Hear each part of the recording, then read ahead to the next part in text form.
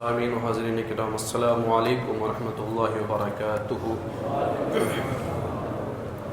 الحمدللہ وکفا وسلام علی عبادہ الذین اصطفى اما بعد فاعوذ باللہ من الشیطان الرجیم بسم اللہ الرحمن الرحیم انما الصدقات للفقراء والمساکین والعاملین علیہا والمؤلفة قلوبهم وفي الرقاب والغارمين وفي سبيل الله وابن السبيل فريضة من الله والله عليم حكيم صدق اللہ العظیم۔ یہ سب سے پہلے ایک بار عقیدت اور محبت کے ساتھ سلطان کائنات تاجدار دو جہاں فخر موجودات باعث تکوین عالم فخر آدم و بنی آدم روحی فدا حضرت احمد مجتبی محمد مصطفیٰ سرکار دو عالم صلی اللہ علیہ وآلہ وسلم کی بارگاہ بے کس پناہ میں جھوم جھوم کر درود پاک کا دیا پیش کر اللہم صلی علی سیدنا شفیعنا مولانا مولانا محمد الناظر الجود والکرم وآلہ وبارک وسلم صلاۃ و سلام علیک یا رسول اللہ۔ محترم سامعین اکرام، اللہ عز و جل کی توفیق، اس کی فضل، اس کے کرم سے ہم اور آپ اس ماہ رمضان المبارک کے عشرۂ مغفرت کے اس جمعۃ المبارکہ میں اس کی بارگاہ میں حاضر ہیں۔ اللہ کریم سے دعا کرتے ہیں اللہ تبارک و تعالی ماہ کریم اور عشرۂ مغفرت اور اس یوم جمعہ کی برکت سے ہمارے والدین کی، ہمارے مرحومین کی بخشش اور مغفرت عطا فرمائے۔ محترم سامعین اکرام، عام دنوں میں جہاں رب کا یہ فرمان ہے کہ سابقوا الی مغفرۃ من ربکم، اے لوگوں اللہ کی مغفرت حاصل کرنے کے لیے ایک دوسرے سے سبقت کرو، یعنی آپ کی زبان میں کمپٹیشن جو آج دنیاوی طور پر ایک دوسرے پر آگے نکلنے کی ایک دوڑ ہے، چاہت ہے کہ میں اس سے آگے نکل جاؤں، میں ان سے آگے نکل جاؤں، تو یہ تو دنیاوی معاملات میں ہر کوئی انسان ایک دوسرے سے آگے بڑھنے کی کوشش میں لگا ہوا ہے۔ وہی اللہ ارشاد فرماتا ہے، اے میرے بندو، تمہیں ایک دوسرے سے کمپٹیشن اس بات کے لیے نہیں بھیجا گیا کہ تم دنیا میں ایک دوسرے کے لیے ایک دوسرے سے سبقت کرنے کی کوشش کرو کہ میں اس سے آگے بڑھ جاؤں، میں اس سے آگے بڑھ جاؤں، بلکہ تمہیں دنیا میں اس مقصد کے لیے بھیجا گیا ہے کہ تم میری رضا اور میری مغفرت پانے کے لیے ایک دوسرے سے آگے بڑھ جانے کی کوشش کیا کرو، کوشش کرو کہ ایک دوسرے سے سبقت کرو کہ کہاں مجھے اللہ کی رضا مل جائے، کہاں مجھے اللہ کی مغفرت مل جائے، کہاں مجھے اللہ کی بخشش کا پروانہ مل جائے، کہاں مجھے جہنم سے آزادی کا پروانہ اور جنت پہ داخلے کا پروانہ مل جائے۔ تمہیں اس بات کے لیے بھیجا گیا ہے۔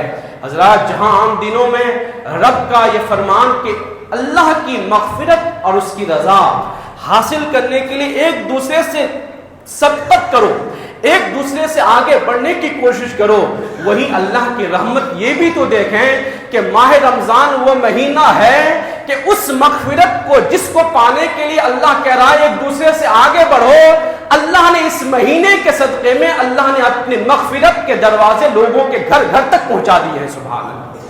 فرمایا، میرے آقا علیہ السلام نے ارشاد فرمایا کہ اس کا پہلا عشرہ رحمت کا ہے، دوسرا عشرہ مغفرت کا ہے، یعنی اللہ نے اپنی مغفرت پانے کے اتنے آسان اسباب رمضان کی صورت میں اللہ پر ہمارے گھر تک بھیج دیے ہیں کہ جو میری مغفرت پانا چاہتا ہے، جو میری بخشش کا پروانہ لینا چاہتا ہے، آئے وہ آ جائے میری بارگاہ میں اور اس مہینے کا ادب احترام کر لیں، اس مہینے میں میری رحمت اور برکت اور مغفرت کو حاصل کرنے کی کوشش کریں۔ حضرات گرامی، تو اس کا مطلب کیا؟ صرف یہ مطلب ہے کہ بھئی رمضان آ گیا، چلو 2-4 روزے رکھ لیں گے، 2-4 تراویحیں پڑھ لیں گے، اللہ اکبر، 2-4 نمازیں، کثرت اسی کی ہے۔ میں اگر 100 میں سے 10 20 یا 25 کنٹینیو کر رہے ہیں، پابندی کر رہے ہیں، اور اس میں سے 70 اور 60% وہی حالات چل رہے ہیں، تو اس کو تو میں نہیں کہوں گا کہ بھئی سارے لوگ لگے ہوئے ہیں۔ اگر 40% اگر کر بھی رہے اور 60%، 50 بھی نہیں، 60% لوگ اس سے بھی زیادہ آج بھی غفلت کی زندگی گزار رہے ہیں، اللہ اکبر۔ حضرات، پہلا عشرہ رحمت، دوسرا مغفرت، تیسرا جہنم سے آزادی کا، یہ میرے آقا نے کیوں فرمایا؟ تو علماء کرام اس حدیث کی تشریح میں بیان فرماتے ہیں، یعنی پہلے عشرے میں رحمت کا مطلب یہ ہے کہ اللہ مومنوں پر اپنی خاص رحمتوں کا نزول فرماتا ہے، جس کے ذریعے سے مسلمانوں کے اندر روزہ اور تراویح پڑھنے کی توفیق حاصل ہو جاتی ہے، ان کو قوت حاصل ہو جاتی ہے، یعنی وہ رحمت حاصل اترتی ہے مومنوں پر کہ جس کے ذریعے سے بندہ روزہ اور تراویح پڑھنے کے لیے قوت حاصل کرتا ہے، اور آگے رحمتوں کے حاصل کرنے کے لیے اس کے اندر قوت حاصل ہوتی ہے۔ پھر جب دوسرا عشرہ آتا ہے اور مغفرت کا عشرہ، تو اس عشرے میں اللہ تبارک و تعالی اس کے تمام صغیرہ گناہوں کو معاف فرما دیتا ہے، اور یہ صغیرہ گناہ معاف ہو جانا اس کے جہنم سے آزادی اور جنت میں داخل ہونے کا سبب بن جاتا ہے۔ اور جب آخری عشرہ آتا ہے جہنم سے آزادی کا، اس کا مطلب یہ ہوتا ہے کہ رمضان کی رحمتیں عروج پر اب رحمت بھی مل چکی ہے، مغفرت کا پروانہ بھی مل چکا ہے، جو اب آخری عشرے میں اور کوشش کر لے اس کو جنت میں داخل ہونے کا مکمل ویزا مل جاتا ہے۔ سبحان اللہ، اللہ اکبر۔ تو میں یہ کہنا چاہتا ہوں کہ جس عشرے میں جا کر ہم کو مکمل پاسپورٹ اور ویزا جنت کا لینا تھا، اسی عشرے میں آ کر ہم ڈھیل پڑ جاتے ہیں، یعنی جہاں ہم کو اللہ کی مغفرت کا، جنت پانے کا یقیناً اللہ پر بھروسہ ہونا چاہیے تھا اور اللہ کی رحمت کو پانا چاہیے تھا، اس عشرے میں جاتے جاتے ہمارے روزے بھی کم ہو جاتے ہیں، تراویحاں بھی کم ہو جاتی ہیں، اور پھر وہی عصر اور مغرب کا ہم پیچھا پکڑے ہوئے ہوتے ہیں۔ باقی فجر غائب ہے، عشاء غائب ہے، اور افطار کا بہانہ ہو چلو مغرب بھی پڑھ لیتے ہیں۔ اللہ اکبر۔ حضرات، تو یہ نہ ہو آپ لوگوں کو دھوکہ دے سکتے ہیں کہ آپ نے رب کو بھی دھوکہ دینا چاہتے ہیں۔ یخادعون اللہ، کیا وہ لوگ اللہ کو دھوکہ دینا چاہتے ہیں؟ آنکھ مچولی آپ امام سے، اپنے بھائی سے، انسان سے کھیل سکتے ہیں، دیکھو نا میں عصر میں آ رہا ہوں نا، ظہر میں، مغرب میں آ رہا ہوں، کیا تم رب سے بھی چھپ سکتے ہو؟ کیا تم رب سے بھی آنکھ مچولی کھیل سکتے ہو؟ کیا رب کو بھی یہ دکھا سکتے ہو اللہ نہیں میں تو عصر میں آ رہا تھا، میں مغرب میں آ رہا تھا نا، میں ظہر میں آ رہا تھا، تو پھر کیا عشاء کا کیا بنے گا، پھر فجر کا کیا بنے گا؟ اللہ اکبر۔ حضرات، تو میں آپ سے کہنا چاہتا ہوں کہ ابھی تو آپ نے رحمتیں لی ہیں، ان رحمتوں کو پکا کرنے کا، ان رحمتوں سے اپنے رب کی مغفرت اور جنت کے دروازے حاصل کرنے کا، کھولنے کا ابھی تو وقت آ رہا ہے، اور رمضان کی موسلا دھار بارش تو اب آنے والی ہے۔ سبحان اللہ، ابھی تو بوندیں گر رہی تھی، اب موسلا دھار بارش آنے والی ہے۔ اب دامنوں کو سمیٹنے کا وقت نہیں، بلکہ نماز اور روزے کی پابندی کر کے اللہ کی رحمتوں کی موسلا دھار بارش کو اپنے دامنوں میں سمیٹنے کا وقت آ رہا ہے۔ سبحان اللہ۔ لہذا نمازیں، ذکر و اذکار، تلاوت کم نہ ہو بلکہ اور زیادتی ہو۔ اسی وجہ سے تو اعتکاف کی عبادت آخری عشرے میں رکھی گئی ہے کہ بھائی پہلے عشرے میں تو رحمتیں مل رہی ہے، آخری عشرے میں رحمتوں کے دروازے کھل گئے ہیں، لہٰذا اب وہ بھی چھوڑو کہ تم فجر پڑھ کر ظہر پڑھ کر چلے جاتے تھے، اب وہ بھی چھوڑو، اب بسترا اٹھاؤ اور اپنا بستر رب کے گھر میں لگا دو۔ سبحان اللہ، اب تو ٹائم آیا ہے کہ 24 گھنٹے رب کی بارگاہ میں بیٹھ جاؤ، بستر لگا دو۔ اللہ کریم سے دعا کرتے ہیں اللہ تبارک و تعالی ہم سبوں کو جو ہے وہ نمازوں کے ساتھ، عبادتوں کے ساتھ، اذکار کے ساتھ اس مہینے کے جو ایام بچے ہیں اللہ ان کو گزارنے کی توفیق عطا فرمائے۔ حضرات گرامی، بہرحال جو موضوع آتا ہے، لیکن اس سے پہلے تھوڑی سی بات کرنا بھی ضروری ہوتی ہے۔ غفلت لوگوں پر دن بدن طاری ہو جاتی ہے، اگر ہم دن گنے تو 10 دن، پھر 12 دن، پھر 13 دن، اسی وجہ سے تھوڑی سی بات یہ کرنا ضروری بھی ہوتی ہے۔ کوشش کریں حضرات گرامی کہ آپ تراویح میں کھڑے ہو، عشاء کی پابندی ہو۔ اگر آپ رمضان کے مہینے میں بھی 5 وقت پابندی سے نہیں پڑھیں تو آپ کب پڑھنا چاہتے ہیں؟ پھر کون سا وہ دن آنا ہے کہ جب آپ 5 وقت کی پابندی کرنا چاہتے ہیں؟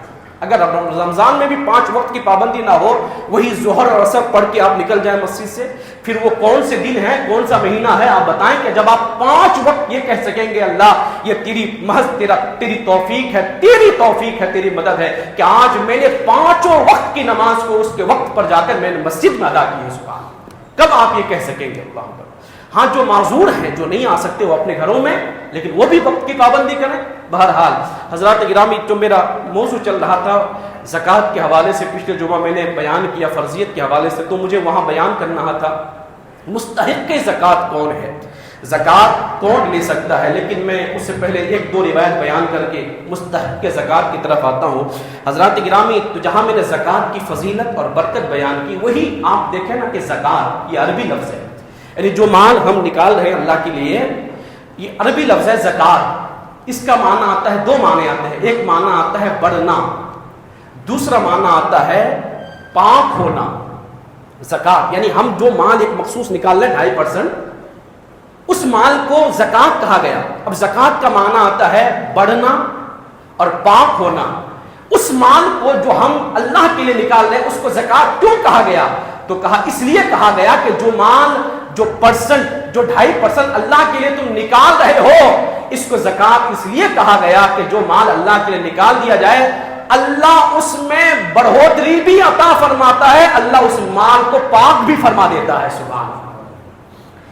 یعنی مال پاک کرنا ہو اور مال میں بڑھوتری لینی ہو، مال میں برکت لینا ہو، اللہ اکبر، تو اللہ کے نبی صلی اللہ علیہ وسلم نے خود فرمایا، اللہ اکبر، کہ جو مال، جو بندہ چاہتا ہے کہ اس کا مال محفوظ ہو جائے رب کے قلعے میں، وہ مال اس کا محفوظ ہو جائے، اس کا مال جو ہے، اللہ اکبر، اسی کو تو میرے آقا نے فرمایا کہ وہ اپنے مالوں کی زکوٰۃ دیا کرے، کہ اللہ اس کے مال کو پھر محفوظ قلعے میں بند کر دیتا ہے، نہ اس کا چوری ہو سکتا ہے جس مال کی زکوٰۃ ادا ہو جائے، نہ وہ آگ لگ سکتی ہے، نہ وہ ہلاک ہو سکتا ہے۔ ہاں کبھی ہو بھی جائے تو اس کے کچھ اسباب اور ہو سکتے ہیں، اس کے کچھ اور اسباب ہو سکتے ہیں۔ اسی کو اللہ تبارک و تعالیٰ نے اسی کو اور ایک جگہ قرآن پاک میں ارشاد فرمایا، سورہ توبہ میں فرمایا، خذ من اموالہم صدقہ وتطہرہم وتزکیہم بہا۔ میرے رب نے فرمایا، اے حبیب آپ ان کے مالوں سے زکوٰۃ لیا کریں، صحابہ کرام کے مالوں سے زکوٰۃ لیا کریں، زکوٰۃ لیا کریں، کیوں؟ تطہرہم وتزکیہم بہا، ان کے مال سے زکوٰۃ لیا کریں، اور اس مال سے زکوٰۃ لے کر آپ ان کو پاک بھی فرما دیا کریں، ان کو ستھرا بھی فرما دیا کریں۔ سبحان، یہ پتہ چلا کہ جس مال کی زکوٰۃ ادا ہو جائے وہ مال پاک ہو جاتا ہے، وہ مال ستھرا ہو جاتا ہے۔ اللہ اکبر، وہ مال ہی نہیں بلکہ مال اللہ کی راہ میں دینے والا بھی پاک ہو جاتا ہے۔ سبحان، وہ مال دینے والا، زکوٰۃ دینے والا بھی اللہ کی بارگاہ میں مقبول ہو جاتا ہے، پاک ہو جاتا ہے۔ حضرات گرامی، اسی کو، اور یہاں جہاں پاکی کا بیان ہوا، اب زیادتی، یعنی اس مال میں اللہ زیادتی دیتا ہے، برکت دیتا ہے۔ برکت کے معنی دو آئے، یا تو دنیاوی طور پر بھی اس کو ڈبل فرماتا ہے، اس میں برکت دیتا ہی ہے، اور آخرت میں کیا بدلہ دیتا ہے کہ میرے آقا صلی اللہ علیہ وسلم نے ارشاد فرمایا، اے لوگوں، جب تم میں سے کوئی ایک بندہ کھجور کے برابر صدقہ کرتا ہے، ایک بندہ کھجور کے برابر صدقہ کرتا ہے، اور وہ حلال مال سے کرتا ہے، اور سن لو، اللہ حلال مال کے صدقے کو ہی قبول فرماتا ہے، یعنی حرام کمایا اور حرام پھر وہ صدقہ کر رہا ہے تو وہ تو اور گناہ کا کام کر رہا ہے۔ میرے آقا نے فرمایا، جب تم میں سے کوئی کھجور، آپ سمجھ لیں کہ کھجور کتنا بڑا ہے، کھجور کے برابر ایک صدقہ کرتا ہے اور وہ حلال مال سے کرتا ہے، پھر میرے آقا نے فرمایا اللہ اس کے صدقے کو اپنے دست دائیں ہاتھ میں لے لیتا ہے۔ سبحان اللہ۔ اب ہاتھ کا میں نے اشارہ کیا تو اس سے مطلب یہ ہاتھ نہ لے لیں، بلکہ دائیں ہاتھ سے قبول کرنے کا مقصد جو میں نے پچھلے جمعہ بیان کیا، اللہ اس صدقے کو خوشی خوشی قبول فرما لیتا ہے۔ پھر فرمایا اللہ اس کو دائیں ہاتھ میں لے لیتا ہے، پھر میرے آقا نے فرمایا پھر اللہ اس ایک کھجور کے برابر جو صدقہ دیا گیا، زکوٰۃ دیا گیا، اس صدقے کی پرورش کرتا ہے، اس کو پالتا ہے۔ کیسے؟ جیسے کہ تم اپنے بچڑے کو، کسی کے گھر پہ جانور ہو اور اس جانور کے بچے کی کوئی پرورش کرتا ہے نا، اس کی دیکھ بھال کرتا ہے، مثال کے طور پر کہا جس طرح تم میں سے کوئی اپنے بچڑے کی پرورش کرتا ہے، اللہ اسی طریقے سے اس کھجور کے برابر دیے ہوئے صدقے کی پرورش بھی کرتا ہے، اس کو بڑھاتا بھی ہے، یہاں تک کہ جب وہ قیامت کے دن آئے گا تو اپنے صدقے کا ثواب اس طرح پائے گا کہ وہ کھجور کے برابر دیا ہوا صدقہ کھجور کے برابر نہیں ملے گا، بلکہ اللہ اس کو ایک پہاڑ کے برابر صدقہ عطا فرمائے گا۔ سبحان اللہ، ایک پہاڑ کے برابر اس کو ثواب عطا فرمائے گا۔ ایک کھجور آپ نے صدقہ کیا اور اللہ نے کتنا بڑھایا ہے؟ ایک پہاڑ، اللہ اکبر، ایک پہاڑ کے برابر اللہ آپ کو ثواب اور آپ کو اجر عطا فرماتا ہے۔ حضرات گرامی، تو اس سے پتہ چلا کہ مال تو اللہ کی رضا کا سبب ہے، اور حقیقت میں وہی جو اللہ کی راہ میں دیا جائے وہی تو بچتا ہے۔ جو ہم چھوڑ جائیں، جو کھا لیں، حقیقت میں تو بچا ہی نہیں۔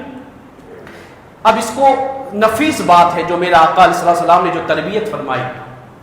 حضرت عائشہ صدیقہ فرماتی ہیں ایک بار حضور کے اہل بیت کے گھر میں، ہمارے گھر میں ایک بکری کا بچہ ذبح ہوا، اور ذبح کیا گیا بکری کا بچہ، اور اس گوشت کو بنا کر پھر بانٹا گیا مسکینوں کو، غریبوں کو۔ تو حضور اکرم صلی اللہ علیہ وسلم تشریف لے کر آئے اور پوچھا، اے عائشہ کیا بکری کے گوشت میں سے کچھ بچا ہے؟ حضور تو جانتے تھے کہ بھائی صدقہ تو کرنا ہے، غریبوں مسکینوں کو دینا ہے، لیکن کیا کچھ بچا ہے؟ تو ام المومنین سیدہ عائشہ نے ارشاد فرمایا، عرض کیا رسول اللہ صلی اللہ علیہ وسلم بکری کا دستہ بچا ہے، یعنی جو دائنا بازو ہوتا ہے، آگے والے جو ٹانگ ہوتی ہے اس کو دستہ بولتے ہیں۔ کہا یا رسول اللہ دستہ بچا ہے، دستے کے علاوہ کچھ بھی نہیں بچا، یعنی وہ یہ کہنا چاہ رہی تھی یا رسول اللہ دستہ بچا ہے، دستے کے علاوہ کچھ بھی نہیں بچا، ہم نے تو وہ غریبوں مسکینوں کو دے دیا ہے، بچا یہ ہے۔ لیکن میرا آقا صلی اللہ علیہ وسلم نے ارشاد فرمایا، اے عائشہ یوں نہ کہو، بلکہ حقیقت میں یہ ہے کہ دستے کے علاوہ جو کچھ ہم نے دے دیا ہے وہ سب کچھ بچ گیا ہے۔ سبحان اللہ، وہ سب کچھ بچ گیا ہے، کیونکہ وہ جو ہم نے اللہ کی راہ میں دے دیا ہے وہ تو میرے رب کی بارگاہ میں ثواب کی صورت میں ذخیرہ اور جمع ہو چکا ہے۔ سبحان اللہ، یہ دستہ بچا ہے، یہ تو ہم کھا کر ختم کر دیں گے، یہ نہیں بچے گا، جو ہم نے آگے بھیج دیا ہے وہ بچ گیا ہے۔ سبحان اللہ، تو حقیقت میں وہ مان بچ جاتا ہے جو ہم اللہ کی راہ میں اللہ کے لیے دے دیتے ہیں، جو ہم اپنے لیے رکھ لیے، اپنے اولاد کے لیے۔ ایسا نہیں کہ بھائی میں یہ کہنا چاہ رہا ہوں، نہ شریعت یہ کہتی ہے کہ بھئی آپ اپنے لیے اپنی اولاد کے لیے کچھ نہ بچائیں، ان کو فقیر کر دیں، ان کو محتاج کر دیں، یہ بھی نہیں کہتی شریعت کا ہم سے یہ بھی مطالبہ نہیں ہے۔ ہاں جو لوگ ہیں، یہ شریعت اور طریقت کی بات ہوتی ہے نا، طریقت کہ بھائی طریقت ڈھول مچانے کا، دھول مچانے کا، اور طریقت نام ہے وہ جو ہے دھواں چھوڑنے کا نام۔ علماء بیان فرماتے ہیں شریعت کیا ہے؟ شریعت یہ ہے کہ بھائی 2.5% دو اور 97.5 نکال دو، 2.5% نکالو اور 97.5 رکھ لو، یعنی 100 میں سے 2.5 روپے دے دو، 97.5 رکھ لو، شریعت ہے۔ اللہ اکبر، طریقت کیا ہے؟ بزرگان دین فرماتے ہیں طریقت یہ ہے کہ 100 میں سے 97.5 اللہ کی راہ میں دے دو، 2.5 اپنے پاس رکھ لو۔ اللہ اکبر، تو طریقت شریعت سے بچنے کا نام نہیں ہے، بلکہ طریقت تو شریعت سے بھی اوپر عمل کرنے کا نام ہے۔ سبحان اللہ، طریقت یہ نہیں کہ نمازوں کو چھوڑا جائے، طریقت یہ ہے کہ 5 پڑھ کے بھی پوری رات اللہ کے حضور کھڑے ہو کر گزارا جائے۔ سبحان اللہ، شریعت یہ ہے کہ 5 پڑھ لو، تو یہ طریقت۔ اور حقیقت کیا ہے؟ حقیقت یہ ہے اللہ اکبر کہ اپنے پاس کچھ نہ رکھا جائے، جو آئے سب کچھ اللہ کی راہ میں خیرات کر دیا جائے۔ سبحان، اور اس حقیقت پر عمل کر کے میرے محبوب کے صحابہ نے اور اہل بیت نے کر کے دکھایا ہے۔ سبحان، کہ حقیقت یہ ہے کہ ابو بکر صدیق کے پاس ہر کوئی نہیں کر سکتا، جو آیا ہے اللہ کی راہ میں خیرات کر دیا ہے۔ امام حسن مجتبی رضی اللہ تعالی عنہ کا کل جو ہے وہ دن گیا یوم ولادت کے حوالے سے، یہ تھے حقیقت پر عمل کرنے والے، شریعت اور طریقت تو پیچھے رہ گئی، حقیقت پر عمل کرنے والے یہ ہے کہ آپ کی زندگی میں اللہ اکبر 3 بار ایسا موقع آیا کہ آپ نے اپنا آدھا مال اللہ کی راہ میں خیرات کر دیا، 2 مرتبہ ایسا موقع آیا کہ آپ نے پورا سارا کا سارا مال جو کچھ تھا اللہ کی راہ میں سب کچھ خیرات فرما دیا۔ سبحان اللہ، یہ ہے حقیقت پر عمل کرنے والے۔ تو یہ کھیل ہے کہ بھائی کسی کو شریعت اور طریقت کی گولی دے دو اور شریعت سے بچ جاؤ، نہ، شریعت تو اوپر، اور شریعت کو چاند لگانے کا نام طریقت ہے۔ بہرحال یہ بات آ گئی تو میں نے مختصراً عرض کر دی۔ بہرحال زکوٰۃ جو ہے فرض ہے، لیکن اس میں جو ہے وہ ایسا نہیں ہے کہ بھائی وہ اللہ تبارک و تعالیٰ کو یا شریعت کو کوئی ضرورت ہے، اس میں ہمارا اور مساکین کا، اس میں خود زکوٰۃ دینے والے کی بھلائی ہے۔ بہرحال اب مستحق کے زکوٰۃ کے حوالے سے دیکھیں، جہاں قرآن کریم نے زکوٰۃ کا اور حدیث میں جہاں زکوٰۃ کا حکم ہے، جہاں مالداروں کو ایک طرف زکوٰۃ دینے کا حکم ہے، اسی طریقے سے کہاں دینا ہے، یعنی کہاں زکوٰۃ خرچ کرنا ہے، اس کا بھی بیان اللہ نے قرآن میں بیان کر دیا۔ یعنی یہ صرف ایک ذمہ داری یہ نہیں کہ بھائی تم زکوٰۃ نکال دو، تمہاری ذمہ داری یہ بھی ہے کہ زکوٰۃ کہاں پہنچانا ہے، یہ بھی تمہاری ذمہ داری ہے۔ اچھا، جہاں دوسری بات چلو پہنچا دیں تو کیا غریب اور مسکینوں کو ہم منگتا بنا دیں، فقیر بنا دیں؟ نہ، بلکہ جہاں اللہ نے امیروں کو، مالداروں کو دینے کی رغبت دلائی، ان کو اجر عطا فرمایا، اجر دیا، اسی طریقے سے اللہ نے غریبوں اور مسکینوں کو خود کمانے کی ترغیب بھی عطا فرمائی، ان کو بے ضرورت لوگوں کے سامنے سوال کرنے سے منع بھی کیا، اور جو ہے حلال رزق اپنا کمایا ہے وہ رزق کھانے کی ترغیب دی، اور ان کو جو ہے اگر وہ بغیر ضرورت کے سوال کرے اللہ نے ان کے لیے وعید بھی بیان فرمائی ہے۔ یعنی ایک طبقہ ہے کہ بھائی جو مالدار ہے ان کو دینا ہے اور غریبوں کو لینا ہے، اس کا مطلب یہ نہیں کہ بھائی جو غریب اور فقیر ہیں وہ بغیر ضرورت کے مانگتے پھریں، اللہ نے ان کو بھی ترغیب دی، حضور نے ان کو بھی ترغیب دی کہ تم خود کماؤ۔ ہاں اب یہ ذمہ داری بنتی ہے کہ امیروں کی وہ مالدار کہ وہ زکوٰۃ پہنچائیں بھی۔ حضرات گرامی، تو زکوٰۃ کن کو دیں؟ حضرات جو آیت ہے سورہ توبہ کی، اس میں اللہ تبارک و تعالیٰ نے 8 لوگوں کا ذکر بیان فرمایا۔ جب حضور کی بارگاہ میں کوئی شخص آتا اور وہ زکوٰۃ کا سوال کرتا تو میرے آقا علیہ السلام یہ صدقے کی آیت پڑھتے اور کہتے کیا ان 8 لوگوں میں سے تمہارا کسی میں شمار ہے؟ اگر وہ کہتا ہاں تو اللہ کے رسول ان کو صدقہ یعنی زکوٰۃ دے دیتے تھے۔ صدقہ تو کسی کو بھی دیتے تھے، نفلی صدقہ، لیکن اگر وہ انکار کرتا تو آپ اس کو زکوٰۃ نہیں دیتے تھے، یہ زکوٰۃ تمہارے لیے نہیں ہے۔ فرمائے انما الصدقات للفقراء والمساکین، کہ بے شک یہ صدقات یعنی زکوٰۃ کن کے لیے ہے؟ محتاج، والمساکین نادار مسکینوں کے لیے، والعاملین علیہ اور جو زکوٰۃ تحصیل کر کے لاتے ہیں، والمؤلفۃ قلوبہم اور جن کے دلوں کو اسلام سے الفت دی جائے، وفی الرقاب اور گردن چھڑانے کے لیے، غلام آزاد کرنے کے لیے، والغارمین اور مقروض، وفی سبیل اللہ اور اللہ کے راستے میں، وہ اپنی سبیل اور مسافر ہیں، فریدۃ من اللہ یہ اللہ کا ٹھہرایا ہوا فرض ہے، واللہ علیم حکیم اور اللہ جاننے والا حکمت والا ہے۔ بہرحال اب ان 8 میں سے میں تھوڑی تفصیل بیان کر دوں، 8 میں سے 3 کیٹیگری ایسی ہے کہ اس کا حکم ابھی نہیں ہے، یا حکم ہے تو اب وہ لوگ نہیں ہیں آج معاشرے میں۔ 5 لوگ ہیں، 5 لوگوں میں سے جو 2 لوگ ہیں میں انہی کا ذکر کر دیتا ہوں، انہی میں ساری چیزیں آ جائیں گی۔ تو فقیر پہلے نمبر پر، دوسرے نمبر پر آیا مسکین۔ اب فقیر کسے کہتے ہیں؟ حضرات فقیر کا مطلب یہ نہیں کہ عام معاشرے میں حالانکہ پہلے درجے پر یہ دیکھیں تو فقیر کے لفظ کو ایک معیوب بنا دیا گیا، ایک عیب دار بنا دیا گیا، یا ہو سکتا ہے کہ کسی مخصوص سماج کے ساتھ جوڑ دیا گیا، حالانکہ فقیر کا لفظ تو ایک اہم لفظ تھا۔ یہ اللہ والوں کے لیے جب ہم لفظ بولتے ہیں نا، جہاں یہ اللہ والے ہیں وہی یہ بولتے ہیں یہ فقیر ہے، اور ہم سب فقیر ہیں۔ اللہ نے فرمایا واللہ الغنی وانتم الفقراء، اللہ بے نیاز ہے اور تم سب کے سب اللہ کے فقیر ہو۔ سبحان اللہ، تو ہم تو سب اللہ کے فقیر ہیں، محتاج ہیں۔ کون کہہ سکتا ہے کہ ہم محتاج نہیں اللہ کے؟ اللہ نے ہمیں محتاج کہا ہے، یقینا ہم اللہ، تو اس معنی کر کہ بھائی ہم بھی اللہ کے فقیر ہیں، محتاج ہیں، تو سب فقیر ہیں حضرات۔ لیکن یہاں شریف فقیر کی بات کی گئی ہے، کسی مخصوص طبقے سے اس کا تعلق نہیں ہے۔ شریف فقیر کسے کہتے ہیں؟ شریف فقیر کہتے ہیں اس شخص کو کہ جس کے پاس اپنی ضروریات زندگی کے علاوہ اتنا مال نہ ہو کہ وہ مال صاحب نصاب یعنی نصاب کے برابر جو مال بنتا ہے اس کے برابر پہنچ جائے، یعنی 52.5 تولہ چاندی یا اس کی قیمت کے برابر وہ مال نہ ہو اس کے پاس، وہ جو ہے آج کے دور میں وہ کیا ہے؟ شریف فقیر ہے۔ مثال کے طور پر اس کے پاس سونا ہے، چاندی ہے، یا کوئی اور مال ہے، وہ کھاتا پیتا ہے، اس کے پاس سواری بھی ہے، گھر بھی ہے اپنا، لیکن میں نے آج کی ڈیٹ کی بات کروں، اس کے پاس تقریباً وہ 1,70,000 کے قریب، اگر آج کی ڈیٹ میں پکڑ لیں 1,70,000 کے قریب اس کے پاس اتنا مال نہیں ہے، سونا ہے یا چاندی ہو یا کیش ہو، کہ وہ 1,70,000 یا اس سے زیادہ پہنچ جائے، اتنا مال نہیں ہے، 2, 4, 40,000 50,000، وہ اس دور میں شریف فقیر ہے، وہ زکوٰۃ لے سکتا ہے، وہ زکوٰۃ لے سکتا ہے، آپ اس کو زکوٰۃ دے سکتے ہیں۔ مسکین کسے کہتے ہیں؟ کہ جس کے پاس ابھی وقت کا کھانا بچا ہو لیکن اگلے وقت کا کھانا ہی نہیں بچا ہو۔ مسکین اسے کہتے ہیں کہ جس کے پاس ایک وقت کا کھانا ہو لیکن دوسرے وقت کا کھانا نہ ہو۔ فقیر کسے کہتے ہیں؟ جس کے پاس کھانا بھی ہو، رہنے کے لیے گھر بار بھی ہو، گھر بھی ہو، سواری کے لیے جو ہے وہ سواری بھی ہو، اس کے پاس ضرورت ہے زندگی کا سامان، لیکن اتنا مال نہ ہو جو نصاب کی مقدار ہو جائے، وہ فقیر ہے، وہ بھی زکوٰۃ لے سکتا ہے، زکوٰۃ دے سکتا ہے۔ لیکن فرق ہے کہ مسکین زکوٰۃ مانگ کر لے سکتا ہے لیکن فقیر مانگ نہیں سکتا ہے۔ کیونکہ اس کے پاس ابھی 50,000 پڑے ہیں، وہ کیوں مانگ رہا ہے؟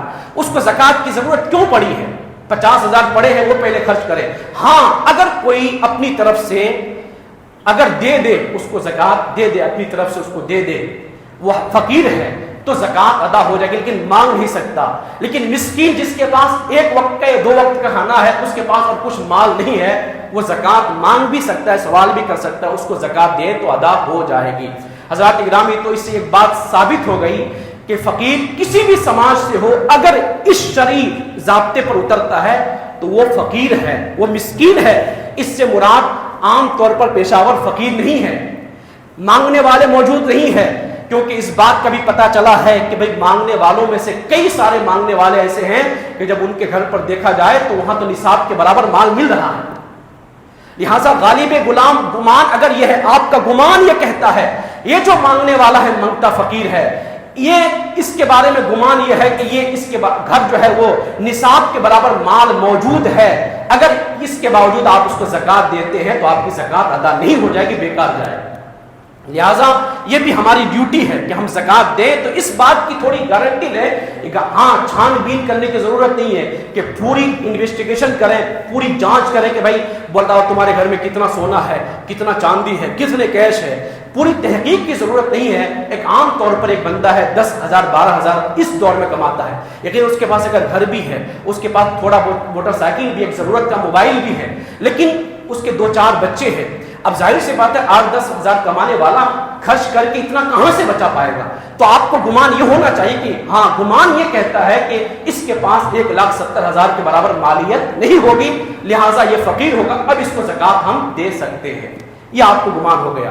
بہرحال یہ میں نے تھوڑی سی، اب اس پر تفصیل میں جائیں گے تو وقت گزر جائے گا، اس پر جائیں، یہ مسئلے جو ہے نا تقریر میں نہیں بیان کیے جاتے، پوچھے جائیں۔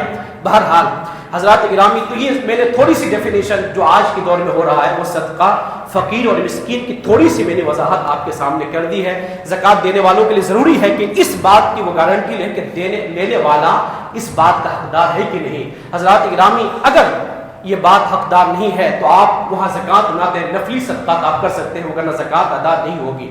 حضرات وہی جہاں یہ صدقات کا مصرف ہے، زکات کا مصرف غریب اور مسکین، پہلے نمبر پر تو یہ ہے، میں اس پر جو ہے انکار نہیں کرتا، پہلے نمبر پر ان کا حق ہے، وہ بھی جو آپ کے قریبی رشتہ دار ہوں، ماں باپ کو چھوڑ کر، آپ کے جو ہے وہ دادا دادی نانا نانی کو چھوڑ کر، ہاشمی سید کو چھوڑ کر، اگر یہ آپ کے قریبی رشتہ دار میں سے آپ کا بھائی ہو، بھتیجا ہو، بہن ہو، اگر وہ بھی اس کیٹیگری میں آتا ہے تو وہ بھی جو فقیر ہے، آپ سب سے پہلے زکات آپ کے زکات کا حقدار آپ کی بہن بنے گی اگر وہ اس کیٹیگری میں آتی ہے، آپ کا بھائی بنے گا اگر وہ اس کیٹیگری میں آتا ہے، ماں باپ کو چھوڑ کر، پوتا پوتی بیٹا بیٹی کو چھوڑ کر، جن کو زکات آپ دے سکتے ہیں۔ حضرات کرام، اس کے علاوہ زکات کا جو مصرف آتا ہے وہ مدارس دینیہ ہے، دارالعلوم ہے۔ حضرات وہاں چونکہ زکات ادا کرنے کے لیے 2 باتیں ضروری ہے، ایک بات یاد رکھ لیں، پہلی بات نیت ضروری ہے، نیت یعنی جب کوئی زکات دے رہا ہے اس کے نیت میں ہو، اس کے دل میں ہو کہ میں زکات دے رہا ہوں، نیت۔ دوسری بات، جس کو آپ زکات دے رہے ہیں اس کو مالک بنائیں، اگر آپ کی نیت نہیں ہے، مالک تو بنا دیا لیکن پھر بھی زکات نہیں ہوگی، آپ کی نیت زکات کی ہے لیکن آگے والے کو مالک بننے کی صلاحیت نہیں رکھتا ہے، آپ مالک ہی نہیں بنا رہے، پھر بھی زکات ادا نہیں ہوگی۔ لہذا ضروری ہے کہ نیت ہو اور آگے والا کو آپ مالک بنا دیں، پہلی بات۔ اب آگے الفاظ کہنا ضروری نہیں ہے، کچھ لوگ سفید پوش ہوتے ہیں جو اپنے عزت نفس کا خیال نہ کرتے ہیں، اگر ان کو بول کر زکات دیا جائے تو بے عزتی محسوس کرتے ہیں، بھائی میں زکات کھاؤں، حالانکہ وہ زکات کے حقدار ہوتے ہیں، لہٰذا ان کو بول کر دینے کی ضرورت ہی نہیں ہے، آپ نیت کر لیں، ان کو کہہ دیں یہ میری طرف سے تحفہ ہے، آپ تحفہ کر کے دیں گے، نیت زکات کی ہوگی تو پھر بھی آپ کی زکات 100% ادا ہو جائے گی۔